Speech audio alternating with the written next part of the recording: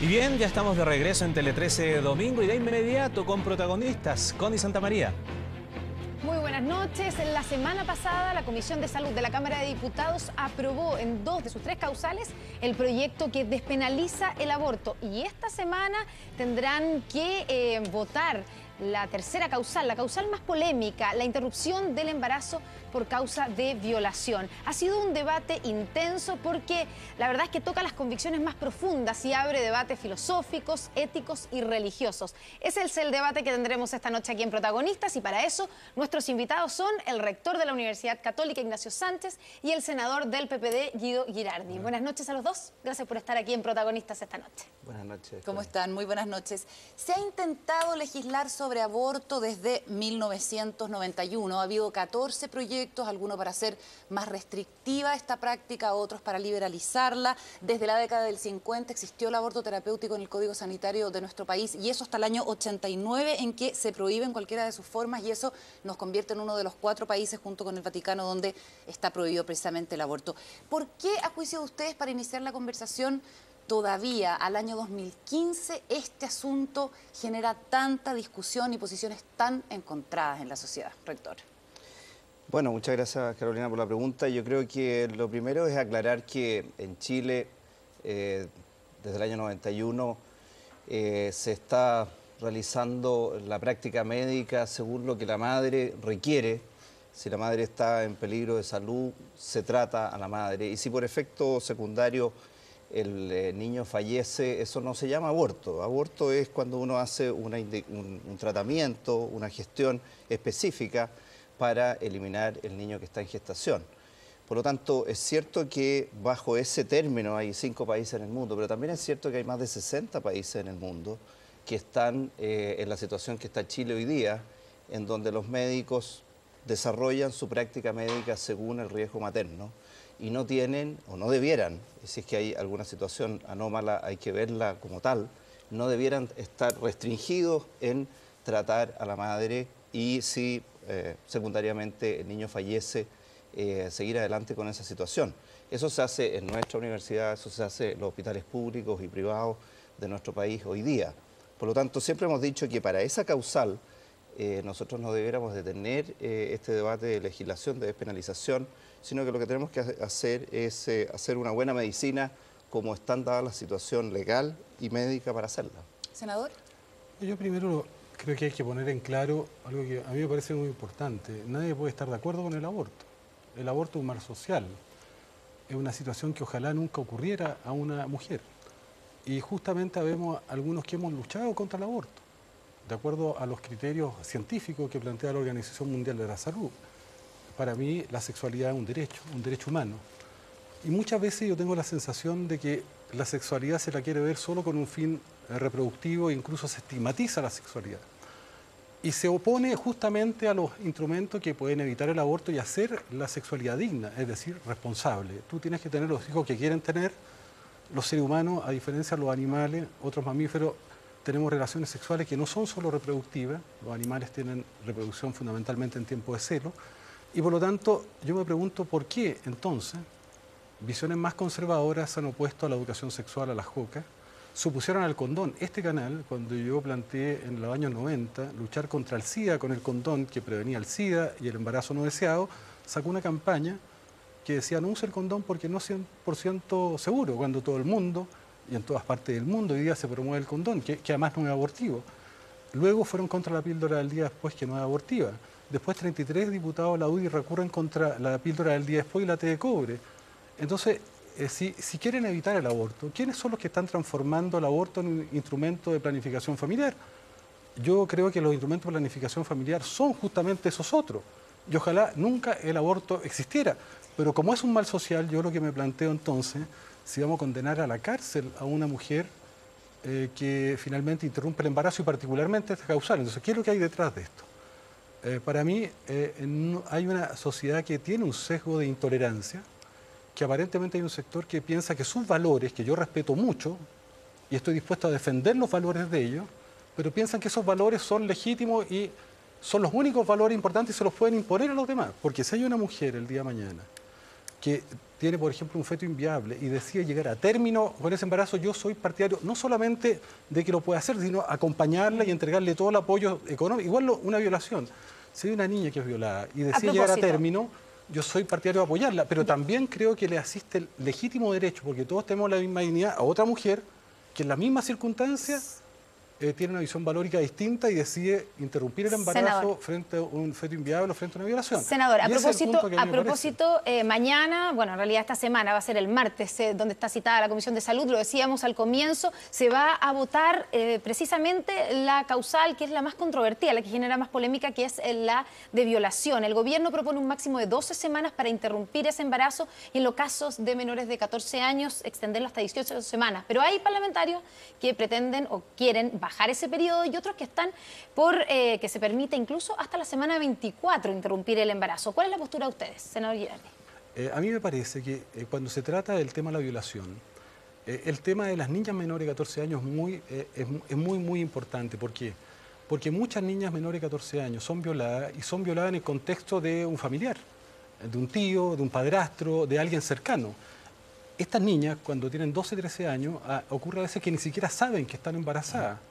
Y muchas veces se dan cuenta o se asustan o viven en un clima de amedrentamiento tal que después de las 12 semanas se evidencia que están embarazadas. Entonces, evidentemente, tiene que haber un criterio distinto cuando se trata de niñas menores de 14 años que son violadas, que viven en un contexto de amenaza, amedrentamiento, o que a veces ni siquiera ellas Solo para mismas. aclararlo, antes entonces, yo soy partidario, evidentemente. Sí. ¿De cuántas semanas? Evidentemente me parece que es mucho más razonable que sean 18 semanas a las 14 semanas. ¿Por qué? Ya, pero usted habló de 22 y 24 en un comienzo. Bueno, ¿Usted es de los parlamentarios que están por aumentar ese periodo hasta los 24 meses? Yo estoy porque tengamos una legislación que sea inteligente, una legislación que permita los derechos de las personas. Porque acá el tema que estamos discutiendo... Ya, pero senador. Yo soy partidario de extender el plazo. El gobierno ha propuesto 18 semanas. Yo prefiero 18 semanas a 14 porque creo que... enfrenta mejores problemas. Estamos hablando de niñas menores de 14 años que quedan embarazadas y producto muchas veces de una violación de un delincuente que es un familiar. Rector, su postura frente a la semana, nosotros sabemos que usted está, digamos, y lo presentamos así, en contra de cualquier tipo de aborto, pero como médico también podemos hacer la distinción entre lo que es un feto de 12 semanas, por ejemplo, de 22, de 24, porque ahí es donde está la diferencia que se plantea en cuántas semanas debiera aprobarse en caso de que se apruebe. Médico, eso no lo habíamos dicho. Además. Claro, no, yo creo que aquí entre las semanas uno puede perder el norte de cuál es la discusión de fondo. A mí me parece que, como dice el senador, aquí hay dos situaciones muy claras que uno tiene que tomar cuenta. Primero, la madre que tiene una situación de vulnerabilidad, que puede ser por un embarazo con una grave enfermedad, que puede ser por un feto que tiene una malformación letal, o que puede ser un embarazo producto de una situación tan brutal como es una violación. Pero independiente de que nosotros tengamos el acompañamiento, la comprensión de la madre, que es nuestro primer foco de atención, nosotros no tenemos que perder el norte de que hay aquí un ser completamente indefenso, que no tiene ninguna voz para dar su opinión, sino que va a vivir o no vivir de acuerdo a las opiniones de la sociedad, del Parlamento, de lo que se decida, y estamos definiendo si son 14, son 18, y esto es una criatura que está viva y que no tiene ninguna responsabilidad con lo que pasó con su nacimiento, con su gestación, con la situación tan brutal de una violación. Por lo tanto, perdón, a mí me parece que no tenemos que entrar a discutir sobre las semanas, sino que tenemos que ir al punto de fondo. Estamos nosotros permitiendo la eliminación de una criatura que está en gestación y que a las 12 semanas tiene sus extremidades, sus deditos, y que a las 18 semanas los tiene más desarrollados, y que a las 12 semanas tiene su desarrollo del sistema nervioso. Es una persona que está creciendo y que se está desarrollando. ¿Y en el caso, rector, de una niña de 9 o 10 años que incluso llevar a término ese embarazo puede representar un riesgo para su propia salud? ¿Usted no cree que en un caso así de extremo podría justificarse una interrupción del embarazo? Bueno, por supuesto que una niñita de 9, 10, 12 años, como decía el senador, la gran mayoría de las situaciones son abuso intrafamiliar. Por lo tanto, ahí hay sistemas de prevención, hay sistemas de control de situación para que no recurra. Lo que estamos llevando a cabo con esta ley si se lleva adelante, no va a evitar que haya un segundo embarazo y una Pero frente al hecho concreto del embarazo, de una niña de 9 años. Frente al hecho concreto, me parece que la medicina tiene que acompañar ese embarazo como un embarazo de muy alto riesgo y ver la situación de esa madre, que puede tener 10, 12 años, y en el momento que esa madre esté sometida a un riesgo vital, se van a tomar las decisiones como en otro embarazo. Sí, son embarazos que son de extremo cuidado, no solamente médico, psicológico, de acompañamiento personal y familiar. Por lo tanto, yo no estoy de acuerdo con que porque tenga esa niñita de 10 años un embarazo tengamos que hacer un aborto apenas se diagnostique. Lo que sí estoy muy de acuerdo es que ese embarazo vulnerable tiene que seguirse muy de cerca con el acompañamiento médico completo. Rector, en el mensaje que la presidenta escribe cuando envía el proyecto de ley al Congreso, dice que despenalizar el aborto es un asunto de dignidad y derechos, ya que las mujeres ponen en riesgo su vida y su salud al realizarlos de manera clandestina. ¿Usted no comparte este diagnóstico del gobierno?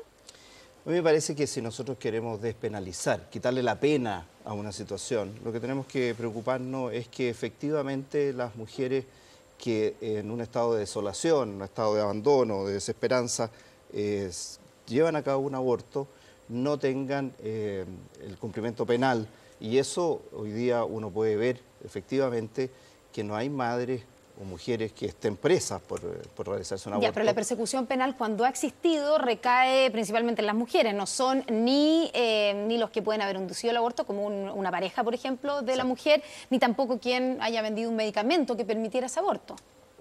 Exactamente, yo creo que perfectamente uno puede trabajar en los mecanismos legales para que esa madre, como repito, yo estoy muy de acuerdo en que no tenga una persecución penal. Si ya nosotros sabemos ¿Usted está de acuerdo en que se despenalice?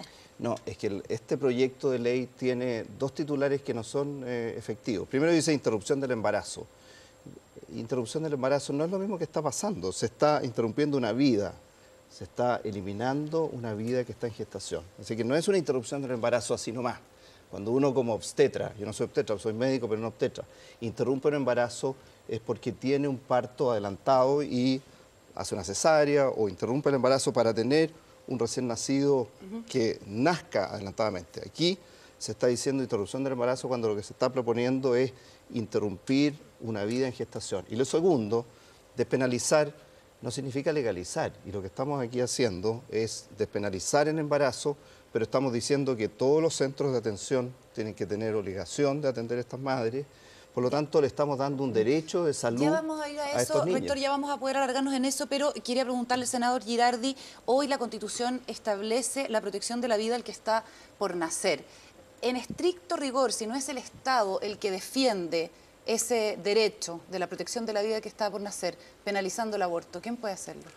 Yo pienso que este es un tema muy importante y creo que ahí es donde está la raíz de la diferencia que uno puede sostener con el rector, que es muy legítima por lo demás. Para el rector la vida y la persona humana empiezan en el momento de la fecundación. Y hay un gran consenso mundial de que la vida empieza la fecundación, pero la persona humana no comienza la fecundación. De hecho, paradojalmente, cuando uno habla de derecho humano y derecho a la vida y a la persona humana, tú tienes que la Declaración Universal de Derecho Humano habla de que las personas nacen iguales y libres, es decir, en 1948 se estableció que los derechos afectan a las personas que nacen, no al momento de la fecundación. Pero nuestra Constitución establece lo que comentamos. Pero hay elementos que están sobre nuestra Constitución. Chile ha sido cuestionado por los organismos de derechos humanos, los mismos que combatieron a Pinochet justamente por penalizar el aborto en el caso de violación, en el caso de riesgo de muerte materna, de impedir la interrupción del embarazo y la inviabilidad fetal.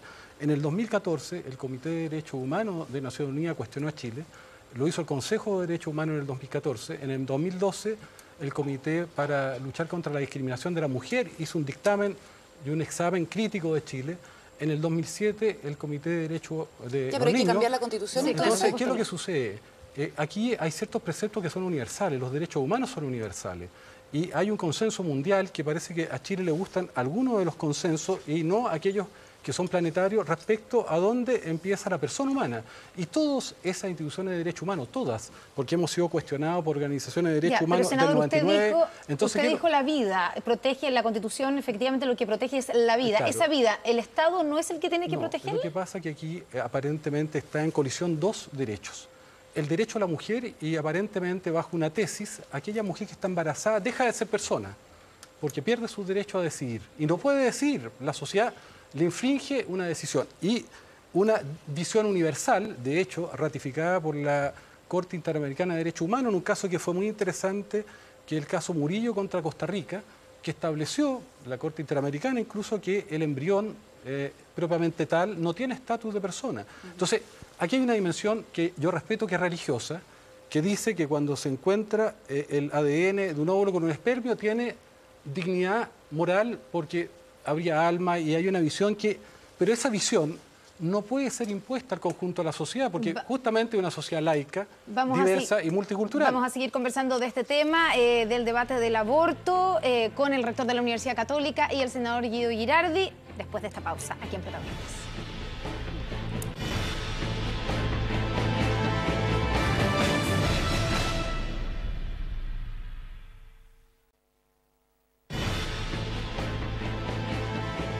Estamos de vuelta en Protagonistas esta noche debatiendo sobre el aborto, un proyecto de ley que esta semana se vota en la Comisión de Salud de la Cámara de Diputados. Estamos con el senador del PPD, Guido Girardi, y con el rector de la Universidad Católica, Ignacio Sánchez, con quien partimos este bloque. Rector, ¿usted le quería responder al senador?